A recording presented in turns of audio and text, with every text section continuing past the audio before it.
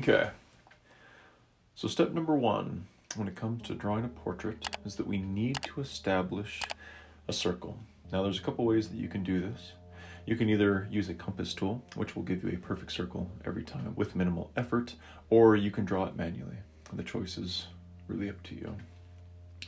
After the initial circle is drawn, we then need to establish our oval. Refer to reference number 2. You can clearly see what the oval's purpose is.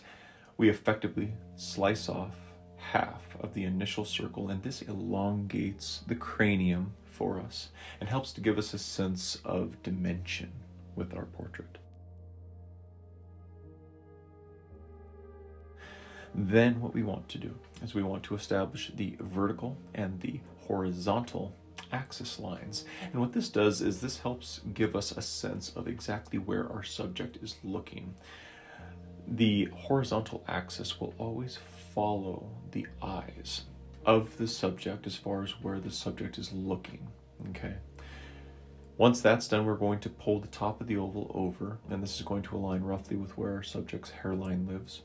We're then going to extend the horizontal line over, and this gives us a good sense of where the brow line of our subject lives.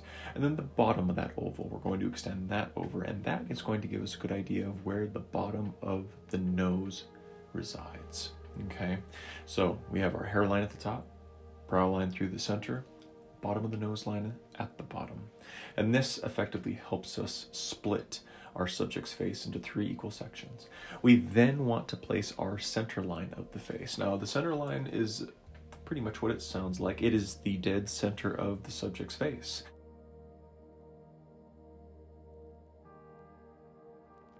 We then want to extend our vertical axis line and then pull it over and connect it to the bottom of the center line and then pull that up and over on the far side. Okay.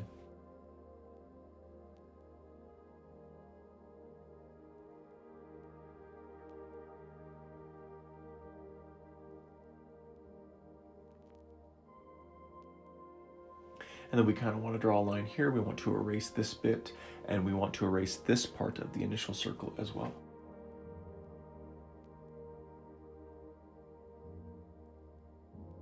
And this gives us the foundational structure of our reference photo's face, okay?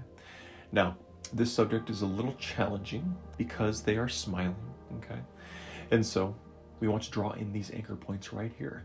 This first anchor point is for the top of the upper lip. This bottom anchor point is for the bottom of the lower lip.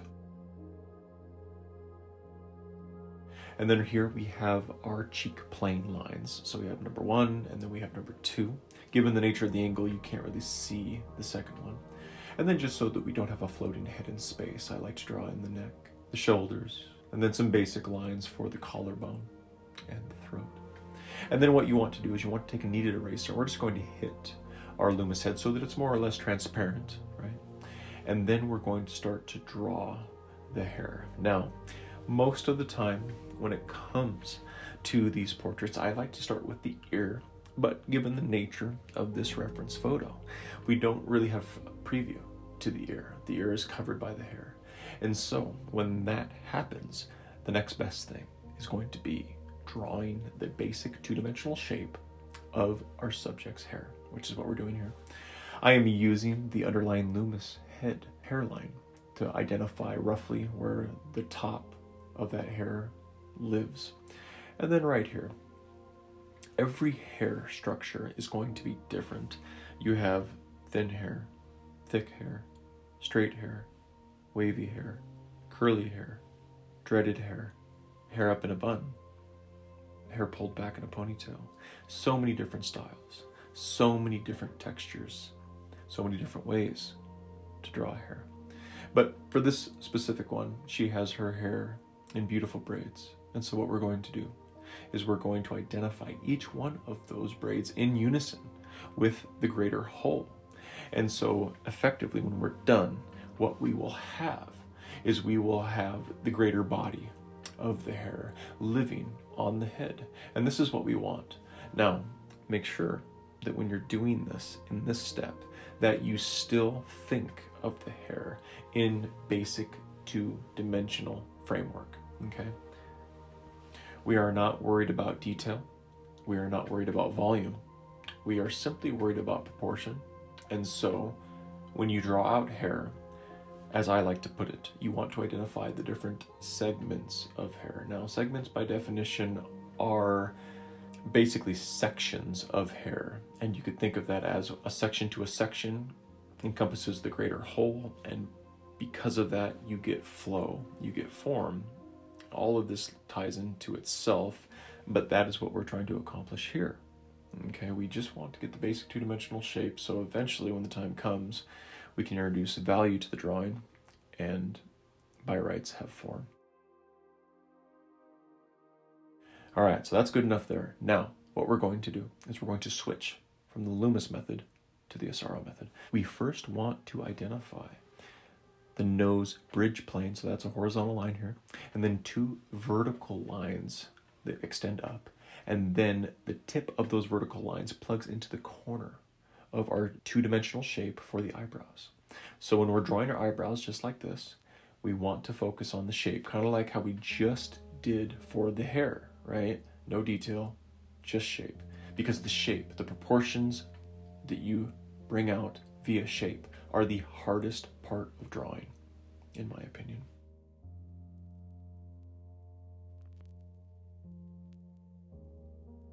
So once we have those eyebrows established, we then want to place our frame lines. So we have frame line number 1. We're going to extend down our temple plane, which plugs into frame line number 2. And then we have frame line number 3, which comes off of the tip of the eyebrow and that loops into the corner of the eye. Once we have all 3 of those drawn in, we can then connect them and then tie in our 4th frame line, which plugs into the bottom of the nose bridge plane. Okay. And then we can establish the bottom of the eye. And just for kicks while we're here, let's punch in the iris of the eye. And then here we can see the upper eyelid fold as it folds into the head. We want to bring that out. And then we want to do the exact same thing on the far side, okay? If you have any questions or concerns with where these frame lines are supposed to go, you can refer to reference number 2, which has the Asaro head model in it, okay? Use that as your basis for where you want to place these frame lines, okay?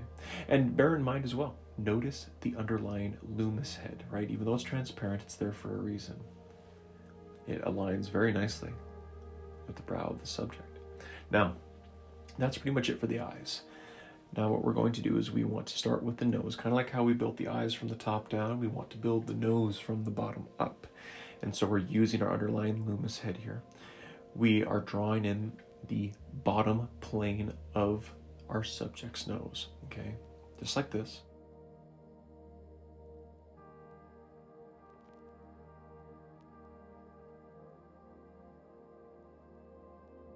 And then we have the nostril right here. So let's punch that in. And then we want to draw in the ridge plane of the nose, okay? Now the ridge plane plugs into the nose bridge plane. So bridge, ridge, and then you have the slope planes on the side, which tie into the bottom plane of the nose. Here's the slope planes right here, just like this, okay? And they plug into the bottom plane. I don't really like that. Here, let me adjust that. Yeah, I like that. Okay, there we are. So that's pretty much it for the nose. And then after that, we want to draw our philtrum. So we have 2 lines extending downward, and they plug into the Cupid's bow, which is the top center of the upper lip. Once that's done, what I like to do is I like to establish each corner of the mouth on the left and right. And then I punch in my line from the corner of the mouth right up to the Cupid's bow, okay? And I do that on both sides. And then once that's done, I effectively have the top of my upper lip drawn, or at least the basic two-dimensional shape of it, okay?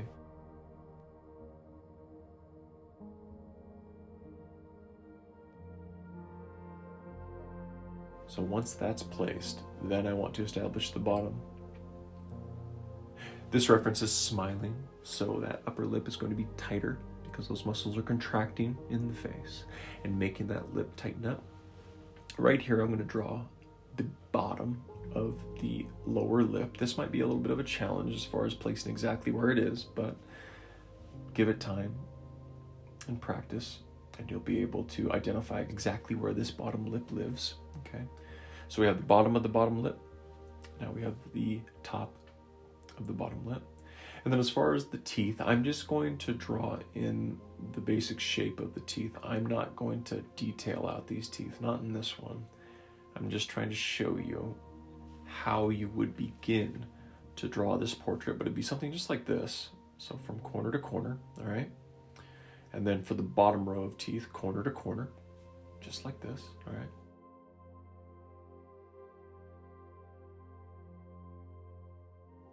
Yeah, so now we want to punch in our Asaro planes, okay? So we are referring to the Asaro head model in reference to. We're extending that line off the corner of each side of the mouth. It goes out, and then it comes back and plugs into the nose, just like this, all right? Just like this.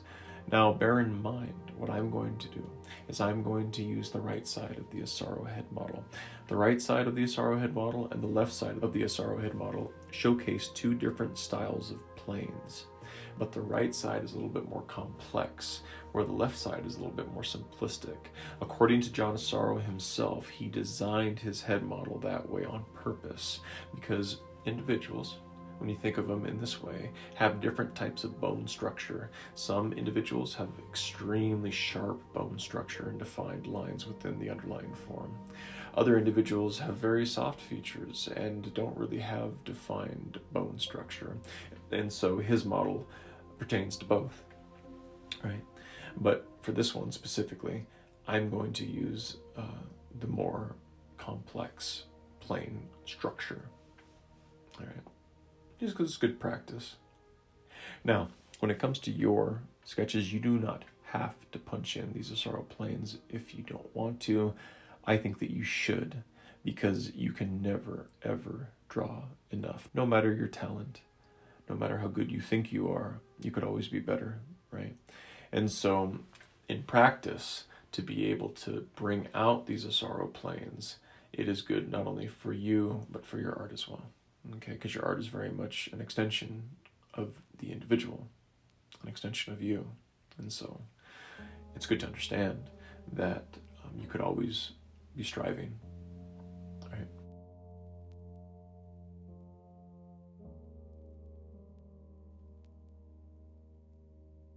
All right, so once we have those cheek planes punched in, I'm going to split the upper lip into 2 planes. I'm going to split that bottom lip into 3 planes. And now what we're going to start is we are going to begin hatching our planes. And the reason why we want to do this is because hatching is a really good practice, especially if you're drawing in pen, or if you are drawing in graphite or charcoal, let's say. Hatching is good because hatching makes you look and start to understand the underlying form of the subject's face and bone structure that you're working with. So always pay attention to the direction that you are hatching your subject. Okay, so say for example, you can use the Asaro planes as your guide for exactly where and how you want to hatch these. Say, look at this here with the lips. Notice how I'm hatching these, right? Every stroke, whether it be short, medium, or a long stroke, I am paying attention to the direction that I pull my pencil so that I can convey to my viewer's eye that form, right? This is where drawing can become tedious, but tedious equates to love. If you truly love what it is that you're doing, you will focus heavily on it because nothing else in the world matters, at least not at that point in time, except your work, right? Except this drawing right here in front of you. And so when you're tedious, when you break it down, when you truly give it the time that it deserves, you will have a much more realistic drawing, and it will convey the reference that you are drawing that much more, right? That much more. And it's one of those things where if you truly devote the time that it takes to hatch in this manner, your drawing will be much better for it. Okay? So just keep that in mind.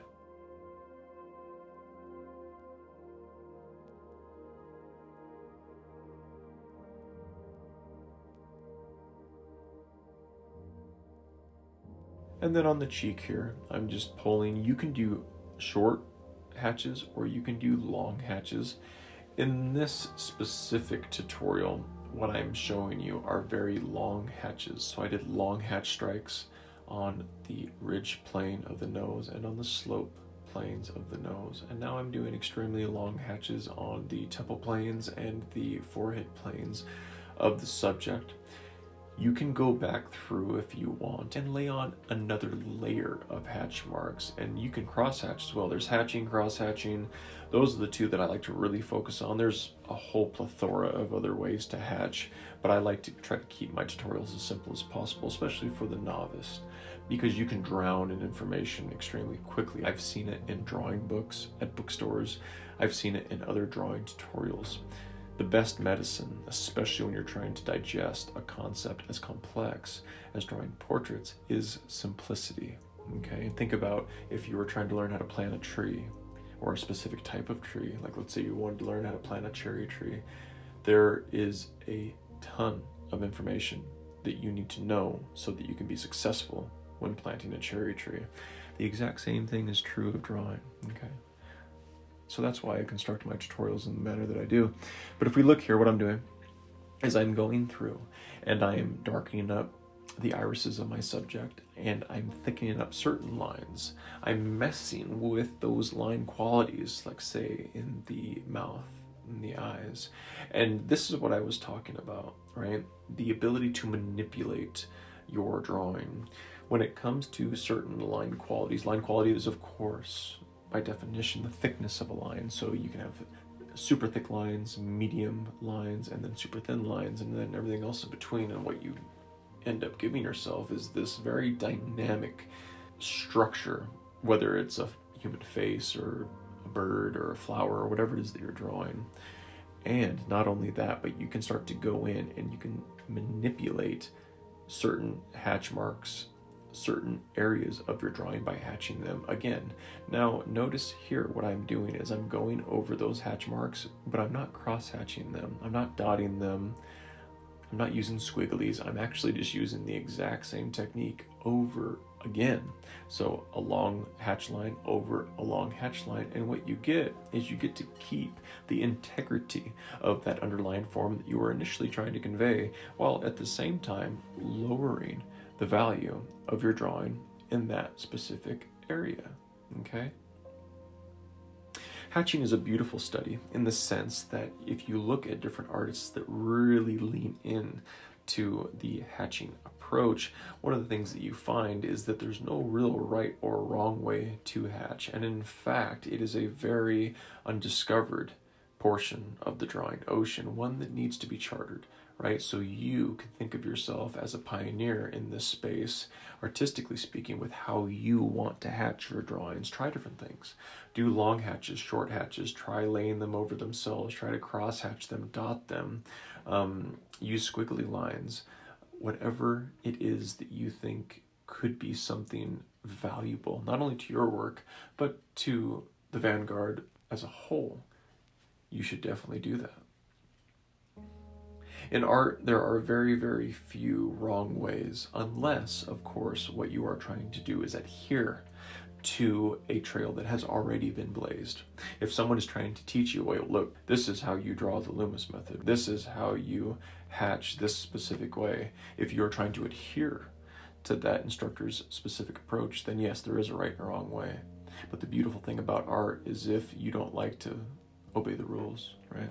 If you don't like to listen to other people and you very much enjoy the freedom of doing your own thing, then this is the final frontier, right? Make it your own. You do what you will. All right, so now what I'm doing is I'm going through, and remember how earlier I was talking about how this specific subject had braided hair. What we are doing is we are still adhering to the basic two-dimensional form that we initially laid down when we started this drawing. However, now we are taking that next step and we are beginning to give the hair more structure by showing the individual braids of the overall braid, right? And not only that, but I'm going to go through here. I have a couple minutes left. I'm going to go through here and I'm going to show you exactly how we can lower the value given where our light source is in this specific reference. And I'm going to show how we can really try to make her hair look as dynamic as possible.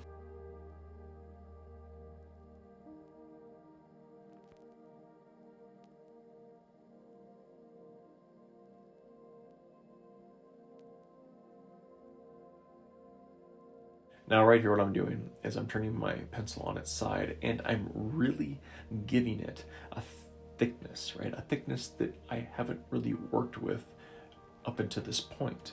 And I'm making sure that when I'm hatching, right, when I'm striking the paper and I'm pulling those lines down, that because it's on its side, that line quality obviously is thicker, but I'm making sure that they're closer together.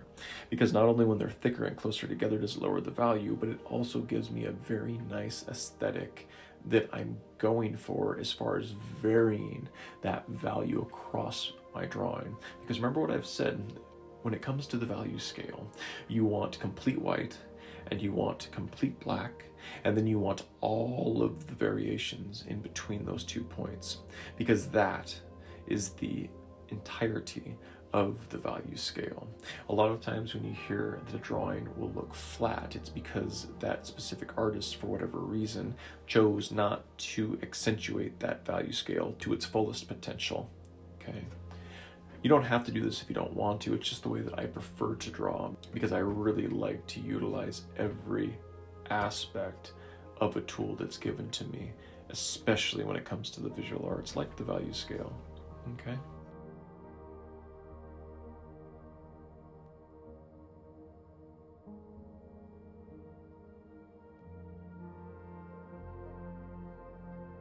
But yeah, this is coming together quite nicely. I wish I had the time to give them more detail, but I am happy with this one. I think it's looking pretty well.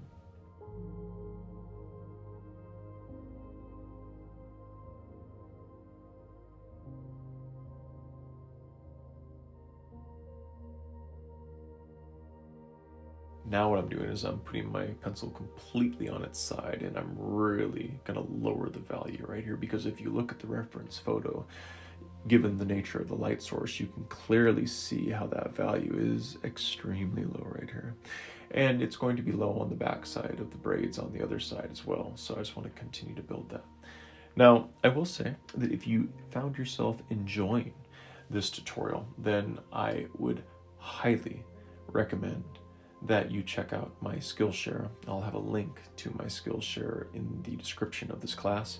Skillshare is where you can digest drawing tutorials just like this. However, they are slowed down. They are project and module based, and you get my individual feedback on your projects when you upload them and review the classes. Remember, I also have a new book, Drawing the Portrait, Step-by-Step Lessons for Mastering Classic Techniques for Beginners.